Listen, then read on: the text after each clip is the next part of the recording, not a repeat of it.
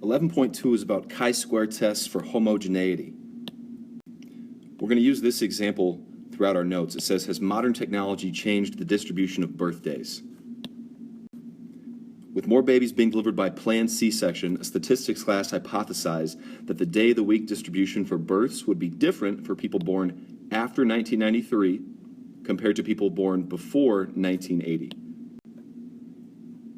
Because they suspect that not a lot of people were born through C-section before 1980, whereas more people were born through C-section after 1993. To investigate, they selected a random sample of people from both age categories and recorded the day of the week on which they were born. The results are shown in the table to the right. So, looks like a total of 77 people randomly selected that were born before 1980, and 73 people randomly selected that were born after 1993. And that's the distribution of birthdays for those people. So part A says, what are the two explanations for the differences in the distributions of birthday for older people, which would be 1980 or before, and younger people, this group? Because as it sits right now, they're not the exact same. So why do we see differences between the two groups? So there's two possible scenarios. Either the day of the week affects the birthdays due to the C-section, particularly for the young group, that distribution. Or C-sections really didn't make a difference, and the differences that we observed are just due to chance.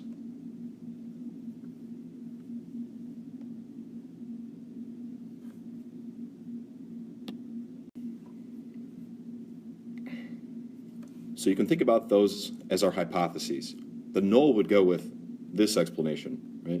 Hey, look, there's really no difference. I know you saw a little bit of a difference in your sample data, but at the end of the day, there's no difference between the two distributions. And the alternative would say, no, look, there's definitely a difference we can't ignore, so we can say that C-sections definitely influence the day of the week for birthdays.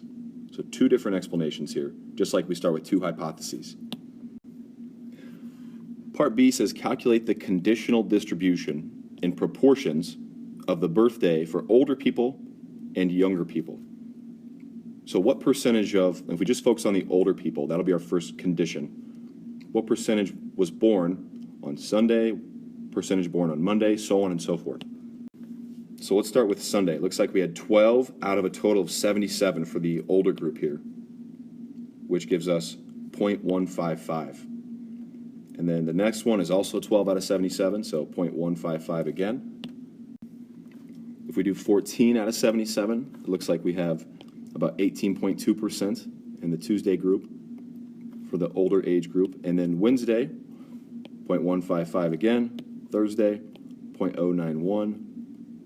Friday, about 11.7%. And Saturday, 0.143. So that's the conditional distribution just for the older group. Looks like the highest birthday of the week was Tuesday, a little over 18%. Okay, let's do the same for the younger group after 1993. So there's only 73 members included in the younger group. So let's take the first value, 9 out of 73, and then 11 out of 73. So let's divide each one of these to get our proportion. Then we have 0.123 for the Sunday, 0.151 for Monday, 0.151 for Tuesday, so on and so forth. So green is the younger group. You might ask, why did we go through all that trouble to look at the proportions in this case? Well, the next step asks us to make a graph, and it really wouldn't be fair to compare counts, because at the end of the day, more members were included in the older group, 77, than were in the younger group, 73. So it wouldn't be fair to compare counts. That's why we converted to percentages or proportions here. So part C, make an appropriate graph for comparing the conditional distributions from part B. So I think on the x-axis, we could just put the days of the week. Sunday, Monday, Tuesday, Wednesday, Thursday, Friday, Saturday. And on the y-axis, we'll graph the proportions. So all those proportions that we just made, I think 0.23 was the highest. So we can count by 5% and go all the way up to 0.25. And the axis definitely starts at 0 here, by the way. Okay, then if we look at our table, for the older group, I'm going to use purple still. It was 0.155, a little over 15% born on Sunday. And then I'm going to continue with that older group. So for Monday, it was also 0.155. Tuesday, 0.182, that was their highest group. Wednesday was 0.155 again. Thursday was 0.091. I'm doing my best here to try to keep these relative to the y-axis. And 0.117 for Friday, 0.143 for Saturday. And again, these are all the older group. I use purple, that's my group, or that's my color for the older theme. And then I'll go back to green for the younger group. And we'll do some side-by-side bars here. So for the younger group, Sunday was 0.123, Monday was 0.151, so just below the older group there. 0.151 again for Tuesday. Wednesday was at 0.137. Thursday was definitely the biggest for the younger group. That's 0.233. Friday's at 0.123, and Saturday is at 0.082.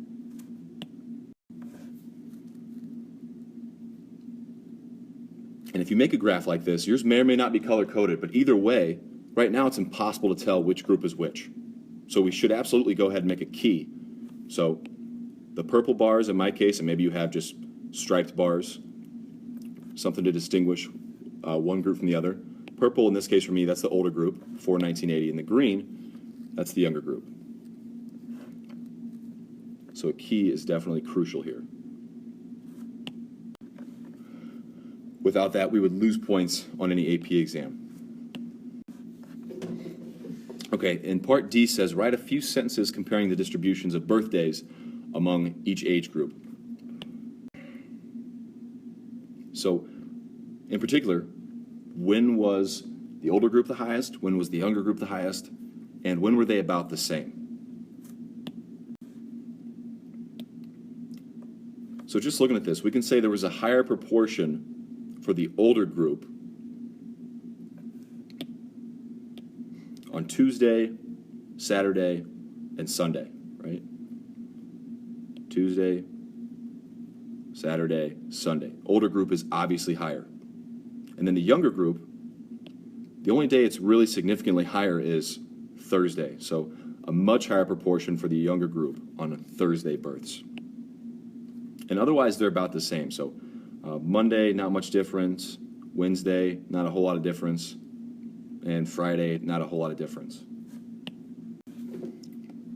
So in terms of who's higher, the older group wins on Tuesday, Saturday, Sunday. The younger group wins by a lot on Thursday. And then they're about the same, not a whole lot of difference on Monday, Wednesday, and Friday.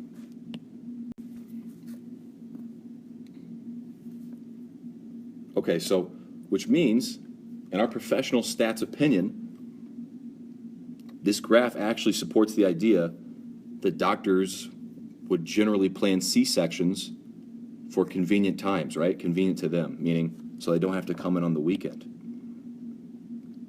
And how is it supporting that idea? Well, we notice there's a smaller proportion of young people born on the weekend, right? So the green graphs here, 0.123, 0.082, smaller proportion of young people born on the weekend in total here, Friday, Saturday, or Sunday, but a much bigger proportion of young people born on Thursday. So that seems to suggest that perhaps the doctors would like to schedule that C-section on Thursday and not have to work on Friday or Saturday or Sunday, for example. So we can say that's possibly to avoid mothers going into labor on the weekend. So that's what this graph seems to suggest. Now, we also have the tools at this point that we can actually run a significance test to determine whether the data, other than making a graph of it, to determine if this is statistically significant data or not, which we'll run a chi-square test in just a moment. So the next part of the notes here says, how is section 11.2 different than 11.1? So 11.2, we have this new thing. It's a chi-square test for homogeneity. So this test is actually a little bit more involved. It compares the distribution of categorical data of two or more, so at least two populations or treatments.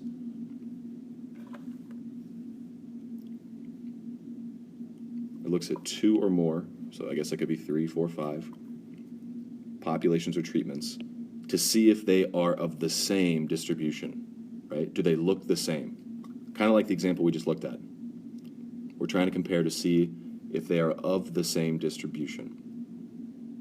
And also, your cue is that these type of tests refer to a two-way table.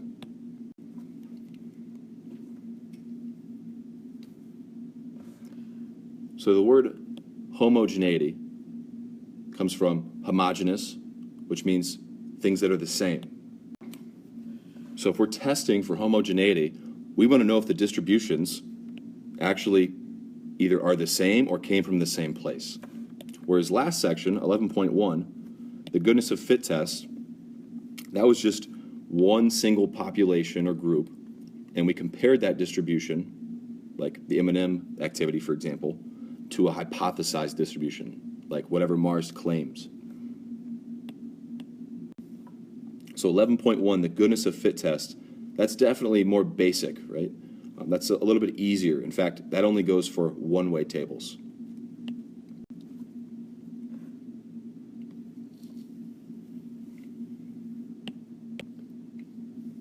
So in general, how do you state the hypotheses for a test of homogeneity? So the null is going to say there's no difference in the distributions of blank, blank, and blank, whatever the 2 or 3 or 4 categorical variables are. And the alternative just negates that statement. So it says, oh, look, there is a difference in the true distributions. And the reason I made 3 blanks is just because there could be at least 2.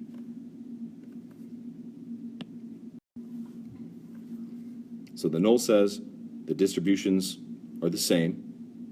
The alternative says the distributions are different. And then the last part here, what is the problem of multiple comparisons? And what strategy should we use to deal with it? If you remember, we did this in Chapter 9. We talked about when we're conducting significance tests, why do we not want to do multiple comparisons? For example, if I just look at every single day individually, Sunday, is that significant? Monday, is that significant? Tuesday, is that significant? Or rather, should I just look at the big picture, right? The distribution of the entire week. And I think in Chapter 9, we looked at the jelly bean comic, right? The statisticians just looked at the data from 20 different angles until they finally found something that was statistically significant. So what's the problem with multiple comparisons? Well, in this case, we're going to be comparing at least 2 distributions, right? 2 or more.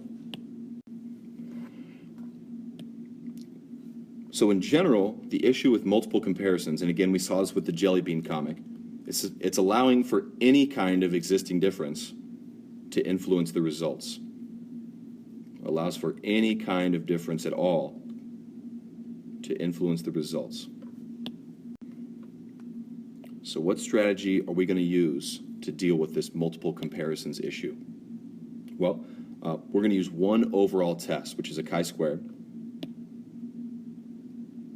And we're going to use that chi-squared test to look for any differences.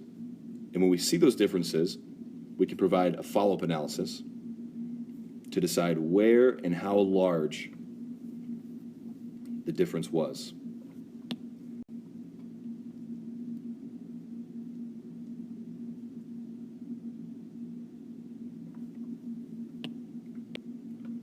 For example, I can take a wild guess right now and say that the Thursday comparison is going to be the largest contributor to our chi-square test statistic.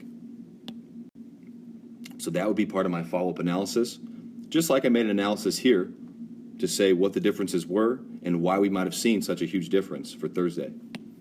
Okay, so moving forward, how do you calculate the expected counts for a test that compares the distribution of a categorical variable in multiple groups or populations? So one thing I always do for expected counts is, remember, we're assuming the null hypothesis is true. So assuming the null is true, the proportion in each category should be the same for each distribution. Okay, so how can we achieve that? Well, I have a method for you to calculate these expected counts. You go to each cell on a two-way table, you go to each cell, and to get the expected count for that cell, you take the row total times the column total, whatever the cell's row total is, times the column total, whatever column it's in, and divide that by the table total, right? The overall total in the table. So I know that's a little bit different, right? This is how we do it for expected counts from a two-way table. You go to each cell, row total times column total divided by table total. And just remember, we don't want to round these to the nearest whole number. You can keep 1 or 2 decimal places with no issue.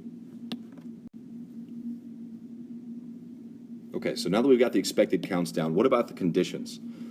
So for each of the 2 or 3 or 4 samples or groups that you're looking at, you should recognize these conditions. We should have randomness, independence, which a lot of times means the 10% condition if we're sampling, and then the expected counts still all have to be at least 5.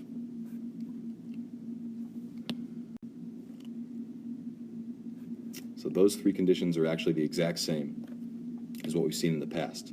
What about the chi-squared test statistic formula? We've looked at this in the past as well. You take your observed counts minus your expected count divided by the expected, and then sum for each one of those values. So we've seen that before. We've also noted it is on the formula sheet if you want to use it and you want to do it by hand. What exactly does it measure? So the chi-squared test statistic, it's kind of like a z-score or a t-score. In this case, it measures how far the observed counts deviate from the expected counts. And that's our measurement of how different a distribution is from another distribution. We look at each cell, how far are observed counts varying from our expected counts.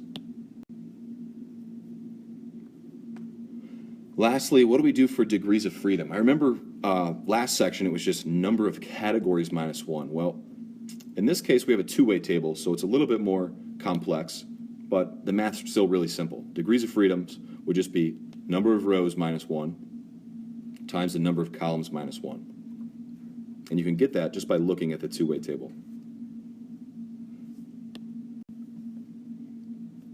So degrees of freedom a little bit different in this section, but still not overly difficult. All right, so let's go back and talk about the birthdays example. So example 2 just asks us, is there convincing evidence that the distribution of birthdays has changed, basically from the older group to now the younger group? So part A really just starts with a significance test and the state step. It says state the hypotheses. So the null would say there's no difference between the birthday distribution of the 2 age groups. In other words, there's no difference in the true population distributions of birthdays for people born before 1980, the old people, and after 1993, the young people. That would be the null. There's no difference between those 2 distributions. In fact, they're the same. The alternative, however, would say, actually, there is a difference. And I'm just going to use quote marks because you know I would just copy and paste that entire thing again.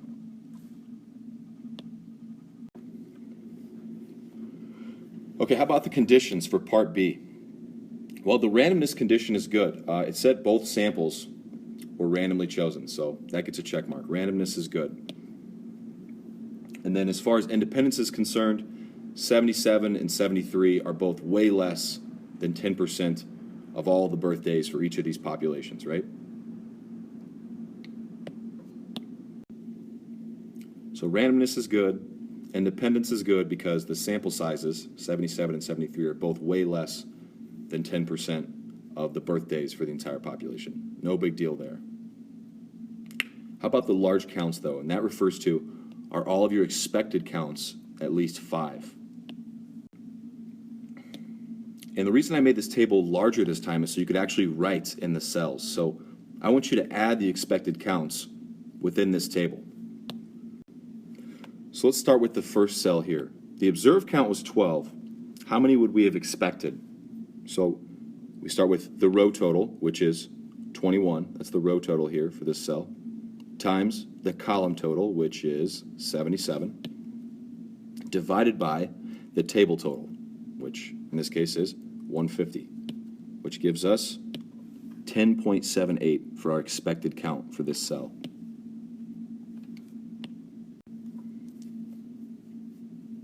Okay, next cell, 11.78, and you still have to do row total times column total divided by table total, and then 12.86, 11.32, so on and so forth.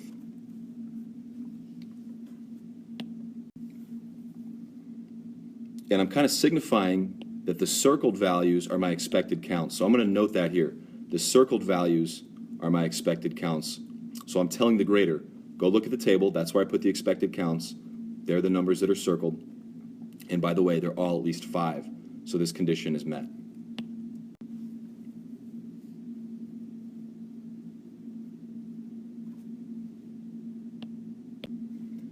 Okay, so for part C, it says calculate the expected counts. Well, we've already done that.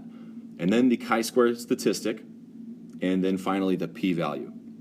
So one thing I want to mention that we probably would have missed that they'll look for in terms of the AP exam, we need to name the test. So all our conditions were good, so we can say, at this point, we'll do a chi-square test for homogeneity. Okay, so now let's actually get our test statistic. So our chi-square value, let's start with the top left cell, which is 12, was our observed, minus our expected, which was 10.78, square that difference, divide by the expected, which was 10.78. Notice my color coding here. All right, and then if we go down below that cell, the next one, observed count was 12. The expected count for that cell was 11.78. Square the difference, divide by the expectation. Oh my gosh, I don't want to do that for every cell. That's okay. We've demonstrated that we know the pattern. We're going to put plus, we get a little lazy. 1, 2, and let's do dot, dot, dot. 1, 2, skip a few, and let's go all the way to the last one here, which was 6. Minus the expected count of 8.25, square that difference, and divide again by the expected. Okay, all of that gives us 6.55 for our chi-square test statistic. If you're really handy with the lists and the calculator, you could do this quickly and efficiently as well to get the chi-square value here. Okay, so this is similar to like a z-score or a t-score, but now it's a chi-squared statistic. So how do we use that to get the p-value? And I want to illustrate that chi-squared curve. So I'm going to draw a right-skewed curve here. I'm going to mark off 6.55 somewhere. And then my p-value is everything above that 6.55. So p-value in this case is really what's the probability, because it stands for probability value, what's the probability I get a chi-square of at least 6.55? Okay, one thing I haven't mentioned yet, which we would definitely have to, is, okay, what degrees of freedom are you using exactly? And we'll get to that. To calculate this, I'm a fan of the calculator and not just the table or the chart. So I'm going to use technology and the command chi-square CDF. My lower bound, well now it's obvious since I drew it, my lower bound would be 6.55. Right? I marked that off and I shaded everything above it. My upper bound would technically be, I don't know, goes off to infinity, so 1E99. And my degrees of freedom in this case, well, if we do number of rows minus 1, so 7 rows minus 1, times number of columns minus 1, so 2 minus 1, that gives us 6 for our degrees of freedom. And finally, our calculator gives us the p-value of 0.364. Quite a large p-value. Let's use that to make the right conclusion. And we have to reference why we're making that decision. So we can say, because our p-value of 0.364, oh, by the way, I didn't set an alpha level, but it doesn't really matter because that p-value is above any reasonable alpha level, like 0.05 or 0.1. This is way above any reasonable alpha level, so we fail to reject the null hypothesis. Lastly, we just have to say what that means in context. If we fail to reject the null, that means we can't find convincing evidence, or we do not have convincing evidence, that there's a difference in the distributions of birthdays for the older or younger group.